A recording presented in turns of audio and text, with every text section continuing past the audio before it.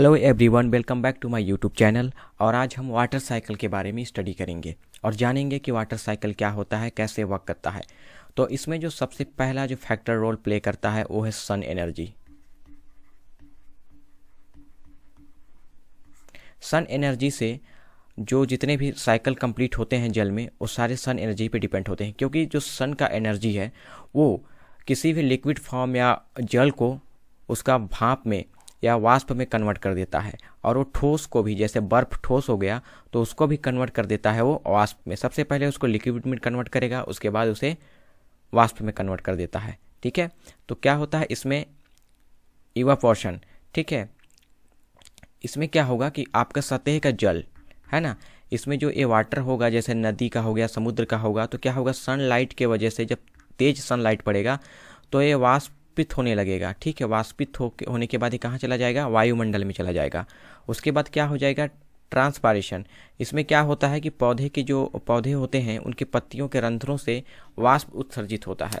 मतलब वाष्प कैसे, जो वाटर होते हैं वो सारे के सारे वाटर इन्हीं के द्वारा निकलते हैं, और ये फिर कहाँ चले जाते हैं, ये सीधे चले जाते हैं वाष्प बनकर वायुमंडल में। ठीक है, कंडेंसेशन। ठीक है, ये क्या होता है, एक बादलों का रूप होता है। जब वाष्प या पानी के कण हवा में चले जाते हैं और वहाँ का टेम्परेचर बहुत कम हो जाता है और बहुत ठंड हो जाता है, तो क्या करते हैं, वो आपस में आके जुड़ जाते हैं और ये क्या करते हैं, एक बादल का निर्माण कर लेते हैं। ठीक है, और फिर ये मतलब इसकी जब वजन ज़्यादा बढ़ जाती है और ज़्यादा मतलब ठंडे हो जाते हैं, तब हवा का दबाव की वजह से क्या होता है कि अपने आप को पकड़ नहीं पाते और धीरे धीरे बारिश होने लगती है। ठीक है, और इसमें जो मेन आप समझोगे कि क्या है, जैसे वाष्पीकरण की तरह है ना, इसमें क्या होता है, ये मतलब कूलर का हवा पानी के कणों को आइसोलेटेड नहीं रख पाती है। ठीक है, एग्जाम्पल के लिए, इसलिए बूंदों को बनाने के लिए फिर से जुड़ जाते हैं। बादलों के दिखाई देने की संभावना के बावजूद कंडेंसेशन होता है। जैसे ही अधिक जल वाष्प कंडेंसेशन होता है, बादल आमतौर पर आकार में आने लगते हैं। फिर क्या होता है, उसके बाद वो मतलब एक दूसरे से बंध नहीं पाते अच्छे से, और फिर बारिश होने लग जाती है, जिसको हम बोलते हैं प्रेसिपिटेशन। प्रेसिपिटेशन क्या होता है इसमें, मतलब इसमें पानी का अगला चरण प्रेसिपिटेशन कहलाता है। ठीक है, इसमें क्या होती है कि मतलब जो बादल बन चुका है, ठीक है, वो अपने जो पानी के जो कण होते हैं ना, उसको अब बांधे नहीं रख सकता। ठीक है, तो क्या होते हैं, एकदम तेज़ी से फिर वही मतलब गिरने लग जाते हैं बारिश के फॉर्म में, है ना, बारिश के फॉर्म में वो नीचे सतह पर गिरने लग जाते हैं। फिर जब ये पूरा बारिश गिर जाता है नीचे, तो फिर वही किसी पॉन्ड में या रिवर या किसी समुद्र में जाके फिर से इकट्ठा हो जाते हैं, और क्या होता है, उसके बाद फिर ये साइकिल दोबारा चलने लगती है। तो इसी को हम लोग क्या कहते हैं, वाटर साइकिल। ठीक है, और नेक्स्ट हम समझते हैं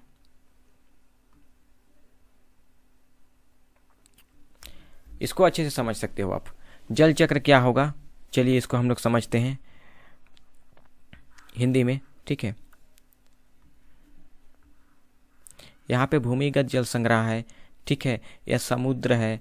ठीक है, फिर यहाँ क्या हो रहा है, एक मतलब सन तो रहेगा ही रहेगा, है ना।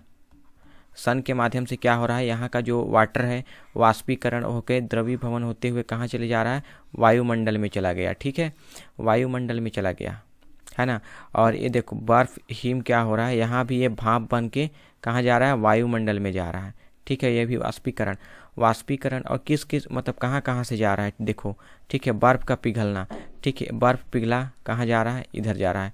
रसीना स्रोत से भी जा रहा है, झील से भी जा रहा है, पौधों से भी जा रहा है। ठीक है, नदी प्रवाह से भी जा रहा है ना। कोहरे और ओस नीचे आ रहे हैं, कोहरे और ओस नीचे ही आते हैं, वाष्पीकरण हो रहा है, फिर वाष्पीकरण नीचे आ रहा है, कोहरे के माध्यम से वाष्पीकरण और ओस के माध्यम से मतलब हमारे अर्थ पे मतलब नीचे आता है ना, और फिर ऊपर चला जाता है वाष्पीकरण के द्वारा। ठीक है, प्रस्वेदन, जैसे पेड़ पौधों में हमने बताया कि क्या होता है, जो ट्रांसपेरेंट होते हैं पौधों के मतलब रंध्र से वाटर निकलते हैं और क्या होते हैं, वो वाष्प के रूप में वायुमंडल में चले जाते हैं। ठीक है, फिर यहाँ से वर्षा हो रही है ना, वर्षा होने के बाद फिर वही वाटर फिर हमारे इसमें आ जा रहा है, हमारी पृथ्वी पे आ जा रहा है ना। भूमिगत जल स्रोत मतलब कुछ वाटर भूमि के अंदर चले जाते हैं, कुछ समुद्र में चले जाते हैं, ठीक है, कुछ झील में रहते हैं, कुछ स्रोत में रहते हैं, कुछ नदी प्रवाह में रहते हैं, है ना। तो इन जगहों पर वो रहते हैं। तो इस तरह हमारा जल साइकिल चलता रहता है, ठीक है। तो आई होप आप समझ गए हो कि जल साइकिल मैंने सिंपल से आपको बता दिया है, और आपको बस नॉर्मल समझना है कि इसमें मतलब जल साइकिल कैसे काम करता है, कैसे वर्क करता है।